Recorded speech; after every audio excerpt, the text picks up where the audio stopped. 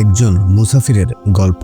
সন্ধ্যার হালকা আলো আর মরুভূমির নিঃসঙ্গতা ঘিরে ফেলেছিল চারপাশ। একজন বৃদ্ধ মুসাফির ক্লান্ত হয়ে হেঁটে চলেছেন একটি অজানা গন্তব্যের দিকে। তারপরে একটি ছেঁড়া জুব্বা পিঠে ঝুলছে, একটি পুরনো তলে আর মুখে গভীর প্রশান্তি। তার নাম আব্দুল হাকিম। একাধারে একজন আল্লাহভীরু মানুষ ও জীবনভর তাওয়াক্কুলে বিশ্বাসী। আব্দুল হাকিম দীর্ঘ 20 বছর একটি ছোট গ্রামে ইমামতি করতেন, কিন্তু হঠাৎ এক রাতে একটি স্বপ্ন তাকে চমকে দিল। স্বপ্নে তিনি দেখলেন এক বিষয়মুখর শহর, যেখানে মানুষ সত্যিকারের ইসলামিক শিক্ষা ভুলে গেছে। এক বৃদ্ধ এসে বললেন, তুমি সেই শহরে যাও, ওদের হৃদয়ে আল্লাহর প্রেম জাগাও। ঘুম থেকে উঠে তিনি নামাজ আদায় করলেন এবং নিশ্চিত হলেন এটি একটি ইলহামি ইঙ্গিত। পরদিন ভোরেই যাত্রা শুরু করলেন। সঙ্গে নিলেন কেবল একটি কুরআন, পানি, শুকনো খাবার আর নামাজের জন্য একটি জায়নামাজ। পথ দীর্ঘ, রুগ্ন ও বিপদসংকুল ছিল। তিনি একটি উট বা বাহনের সুবিধাও পাননি। হাঁটতেই শুরু করলেন। গ্রামের লোকেরা বলল, তুমি তো বৃদ্ধ, এই বয়সে এমন কষ্ট করবে কেন? তিনি শুধু বললেন, যিনি ডেকেছেন তিনি পথ দেখাবেন। 3 দিন পর তিনি এক বেদুইন দলের সঙ্গে দেখা পেলেন। তারা জানতে চাইল তিনি কোথায় যাচ্ছেন। তিনি বললেন, আমি এমন এক শহরে যাচ্ছি যেখানে মানুষ আল্লাহকে ভুলে যাচ্ছে। তারা বিস্ময়ে তাকিয়ে রইল। এক যুবক বলল, আপনি শুধু একজন, কি করতে পারবেন? তিনি উত্তর দিলেন, আল্লাহর কাজ আল্লাহই করান, আমি শুধু বাহানা মাত্র।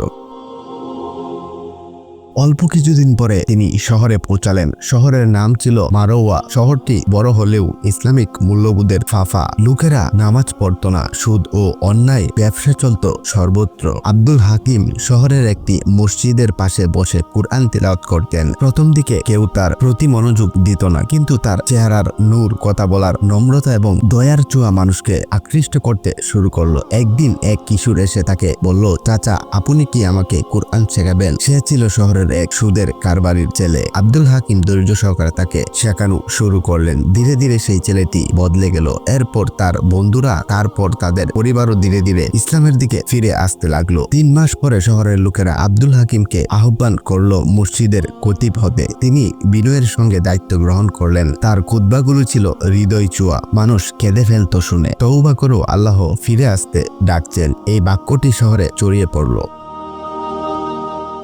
1 বছর পর শহরের রূপ বদলে যায়। সুদের দোকান বন্ধ, নামাজে ভিড়, দান খয়রাত বৃদ্ধি পায়। শহরের মানুষ তাকে শহরের আল্লাহর অতিথি নামে ডাকত। একদিন আব্দুল হাকিম অসুস্থ হয়ে পড়েন। লোকেরা তাকে হাসপাতালে নিতে চাইলে কিন্তু তিনি বললেন, আমার সময় এসে গেছে, এখন আমি আমার প্রভুর সান্নিধ্যে যেতে চাই। মৃত্যুর আগ মুহূর্তে তিনি বললেন, আমি কিছু করিনি, সবই আমার প্রভুর কুদরতে হয়েছে। তার জানাজায় পুরো শহর অংশ নেয়। মানুষ কাঁদে, দোয়া করে আর প্রতিজ্ঞা করে ইসলামের পথ থেকে আর বিচ্যুত হবে না। এই গল্প আমাদের শিখায়, একজন একাকী মুসাফিরও আল্লাহর উপর ভরসা করে একটি শহরের চেহারা বদলে দিতে পারে। যে আল্লাহর পথে হাঁটে, আল্লাহ তার পথ সহজ করে দেন। হয়তো তার হাতে পরিবর্তন আসে না, কিন্তু তার আন্তরিকতা ও তাওয়াক্কুল আল্লাহর রহমত ডেকে আনে। আল্লাহ তাআলা আমাদেরকে ইসলামের উপর চলার তৌফিক দান করুন।